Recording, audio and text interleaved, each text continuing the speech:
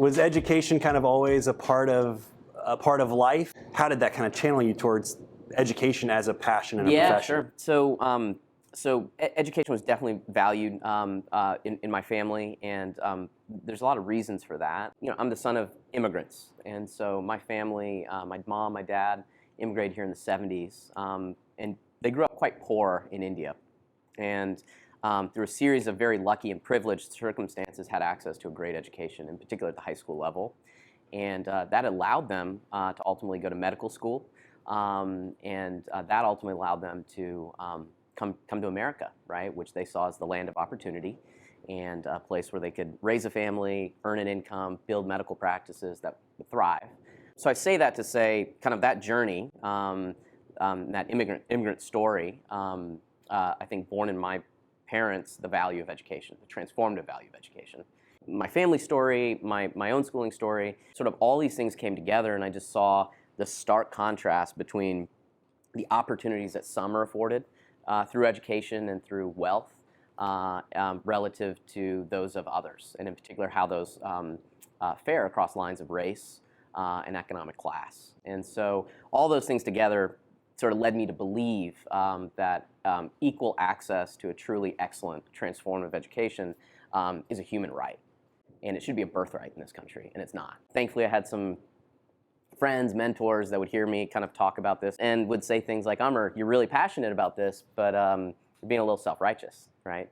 Thank God for them, because I mean, they were right. And they would ask me the question, what are you going to do about it? And I think it was sort of confronting that question and trying to answer it for myself that I realized that I had to begin my career working in education, in particular in a low-income community. So tell me a little bit about Teach For America. What do people need to know about the organization and what you all do here in the city? We are a leadership development organization. What we do is we find, develop, and support equity-minded leaders to make an impact, to completely transform and positively transform education in America, in Indiana, and in Indianapolis. This effort starts where it matters most, and that's in the classroom. And so we recruit recent college graduates, those that have been in the workforce for a handful of years, as well as those that are just graduating from college, to commit to teach for a minimum of 2 years in a low-income community here in Indianapolis. Teach and go above and beyond sort of what are typically traditional expectations to meet students' needs, to support them to thrive, and through the experience be transformed themselves. It's not surprising as we recruit leaders who teach and teach successfully. Many of these folks go on to teach for the rest of their careers. That's the largest segment of alumni of our program, those that complete that 2-year teaching commitment. And many also go on to school leadership. So nearly 20% of public schools within Center Township is now led by a TFA alum. Teach For America operates in 50 kind of regions, locales around the country, urban and rural. I believe our mission is actually more alive and well in Indianapolis, literally than anywhere else. If you sort of just look at kind of the influencers, the movers, the shakers over education policy and over education practice, from the classroom to the school to the system of schools to the policy environment and beyond, you'll find there's sort of really talented, smart, hardworking, humble at their best TFA alums that are contributing. What's the kind of status of education and the ecosystem here in Indianapolis? Yeah, it's sort of, there's two tales to tell there. One is not good. So for instance, if we were to look at all of the public school students, this is public traditional school students, public charter school students, public innovation network school students in Indianapolis, particularly in Center Township, and ask the question, how are the children? We'd arrive at an answer in aggregate, not well, certainly not well enough. And here's a data point. In the most recent year where we have student assessment data, 22% of third graders are proficient in English language arts, right? At a time where we know so clearly that the ability to read to learn by the end of third grade is profoundly predictive of life outcomes and high quality of life outcomes. We have, put another way, we have a 78% failure rate, right? So that's the first story. The second is more hopeful and more promising, and that is that we are seeing, and we've begun to see examples of not only classrooms Certainly there have been examples of classrooms that are bucking those trends in a dramatic, positive way. Now whole schools, where you see student learning proficiency rates 2, 3, 4x that, what you'd find within system averages. The question then becomes, why don't we do more of that and less of this, right? And so that's certainly something I believe, our institution believes, I know you believe, Blake, and something we're going to work on in the years ahead. You know, we talk a lot in Indie Hub, obviously, about leadership and inspiring new leaders and channeling people's passions into roles of impact. Yeah. You know, you think about successful schools, how much of this is the school leader, right? So folks that are going into roles as principals in networks, you know, is that kind of one of the silver bullets, or is it more complicated than that? I'd say, well, first off, I don't believe there are silver bullets in education, though I do believe there are some pretty good bullets, and that is one of them. You know, what do we find in these schools that are serving predominantly low-income kids, predominantly kids of color, that are significantly outperforming system averages and outperforming state averages, and in many cases outperforming what we see in more affluent communities? That is a condition we see. That is an exceptional school leader. And it doesn't necessarily, an exceptional school leader isn't necessarily someone who's like gregarious and a great marketer and everything, though that matters. An exceptional school leader is clear on vision and mission, clear on how they measure success, really effective at building great teams, and clearing the way for great educators, teachers, the most important in-school factors at driving student learning, student achievement, clears the way for them, gets all the noise out of their way so they can do their work and do their craft well. Extends the school day, extends the school year, uses really effective, smart curriculum that's culturally responsive, so black and brown kids see themselves in the texts that they're reading. These types of decisions are the decisions that we see most effective school leaders make, and then it's not surprising that they build great teams and they build great institutions. Okay, so we have this reality of outcomes, student success in Marion County and Indianapolis. You go 14 miles north, and student success numbers are through the roof. Things are going really, really well. Is that just about money, or what else is at play? Yeah, it's a great question. It's the question.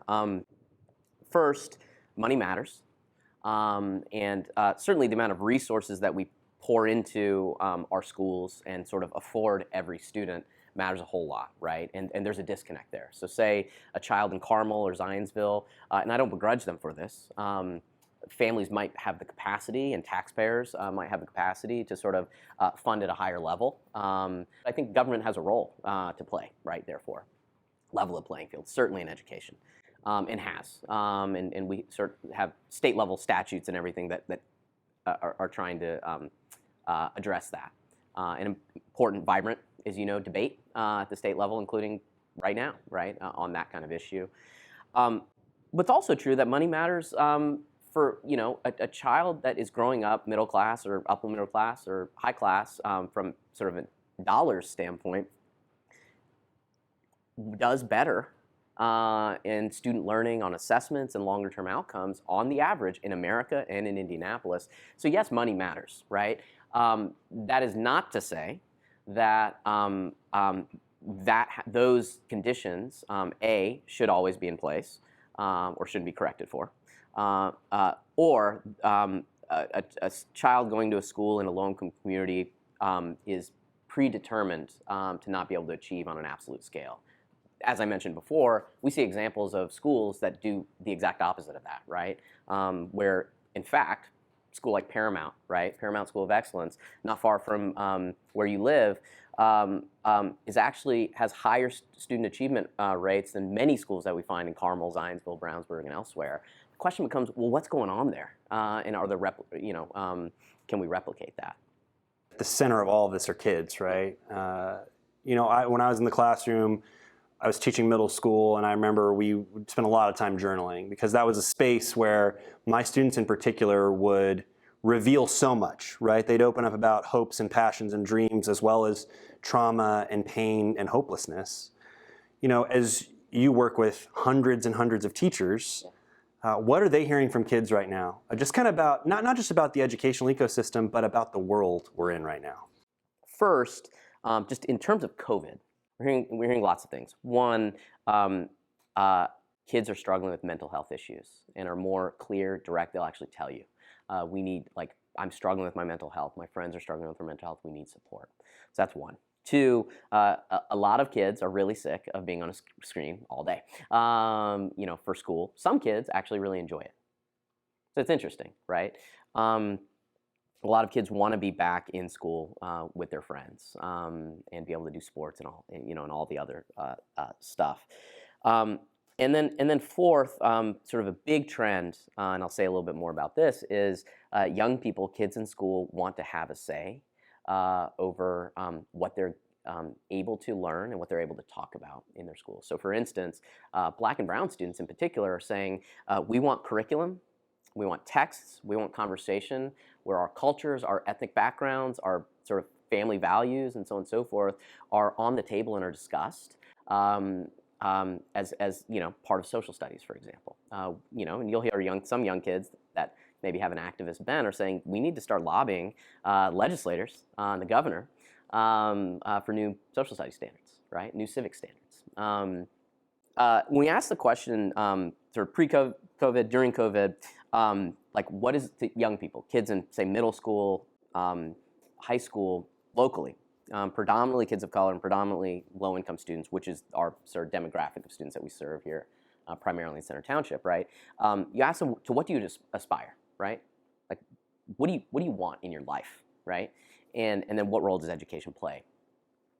We hear two big things consistently. One, I want generational wealth. Literally, kids will use that language, generational wealth. And you ask the question, what does that mean to you? They'll say, I need to make enough income over time whereby I build wealth and I'm able to pass that wealth on to others.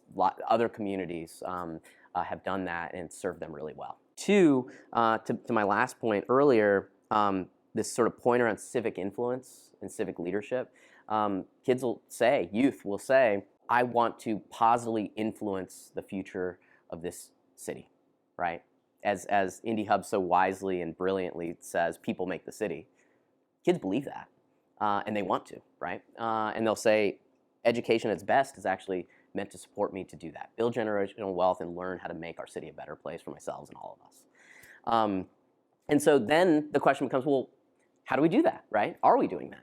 You're a young guy in a role of impact. I mean, you're getting to help shape a generation of teachers here in the city. You're in conversations about public policy, about leadership. What advice do you have for folks who aspire to make the biggest impact possible, not just as it relates to education, but generally? You're a young person who wants to leave an imprint on the world around you. You're doing that right now, every day. What advice do you have? I think that increasingly in our city, and this is it's an incredible asset, we have a lot of folks with profound passion to make the city that should be. We need to marry and individual leaders, not rising leaders, I believe should marry passion with clarity of strategy. Lots of people, and more people are going to have passion about issues and so on and so forth. Not enough, and more should have clarity about how to actually pursue it systematically over time, have a concrete strategy to do so. So that's sort of the first thought. The second is sort of humility. Most people don't like people that come off like they know it all, or that they have the answer and this is the only answer. And Indianapolis is no different. And so this is a place where if you are clear, have points of view, are passionate, but then also are humble, this is a city that's going to welcome you with warm embrace, right? So I think that humility is important, in that way. But then humility in the form of who's informing our perspectives. And I believe that to create kind of a better society, the just society, or the just Indianapolis, those that are most impacted by injustice, their perspectives, their life stories, their voices and their leadership actually have to be centered. I believe, I certainly have, I have sort of point of view that I think we should level the power between those that have hard power now and those that are experiencing injustice currently, including for students. Students are not rising leaders, and I love how Indy Hub thinks about this. students are leaders. It's interesting. I think about one of the things that kind of has always animated me is knowing who you're fighting for, right? And I think it's part of what you're saying, right? Is making sure the voice is actually at the table too. But I've kind of always taken a tact of like know the numbers, right, first. And so for me, the numbers that like I always have in my mind is in Indiana, 800,000 people living in poverty, 18% of kids living in poverty, 40% of kids don't go off to college. And then the last one is that we need 200,000 people who are upskilled and credentialed to close our skills gap. So I kind of like, that's the first prism through which I look at those numbers. But it's not just knowing those numbers, it's then taking the time to actually attach faces and stories and hopes and pains to all of those individuals that fit into that 800,000 people. And I think that leaders who do that, who literally wake up every morning and have that person in their mind, it's much easier to focus on the right things. But if you can just start every day thinking about those things, it resets you, it recenters you in a way that can be great. So I would encourage people to find the numbers that really speak to them and then do something about it. There's this incredible, I believe, certainly an icon, American icon for me. His name is Brian Stevenson. You no doubt know of him, Blake. He runs an organization called the Equal Justice Initiative. He says that so much of spurring social change is about leaders getting proximate to the problem, or getting proximate to those that are most impacted by the problem. And to what you were saying, we got to start. We got to know the facts, and the facts are dire of the state of affairs for many that are disadvantaged in the Hoosier State and in Indianapolis. And we have to attach, as you say, sort of attach the faces, know the faces on that are impacted in that way. Brian Stevenson says, get proximate, actually understand their stories and understand their needs and wants and interests. And so I think that's right. And I think, also that's humbly why I believe Teach For America as a leadership development organization is so important, and why as a leadership development organization, folks that come up through our institution start in the classroom. There's no place to be more proximate to the problem of educational inequity and inequities of any kind in America than being in a public school classroom, right? It's because it's in those sort of experiences where kind of deep passions are met with profound realities, and you sort of develop even more deeply held values about what needs to happen moving forward. So. This last 12 months has been incredibly challenging, whether it's losing a loved one, losing livelihood. Obviously, the city has changed. I'm going to ask two questions here. One is, what are the lessons you hope that we take away from the last 12 months as we get very, very close to being on the other side of this? What are the lessons you hope we take from the last 12 months, and what's giving you the greatest amount of hope and optimism? It's a couple lessons that I hope sort of become sort of in the zeitgeist of the American and sort of Indianapolis citizens' conscience and sort of headspace. One is remember the disproportionate inequities that were laid bare, right? In terms of access to broadband, access to devices to even participate in the economy, in jobs, as well as in school, and how that looks different across socioeconomic lines and racial lines in our city, in our midst, right? So remember the disproportionalities of inequity. That's number one. Number two, reflection on this question, that is, who's the economy for? And I think we have to contend as a state and as a city more on, if we continue to see high rates of poverty, 1 in 5 kids in the Hoosier State are living in poverty.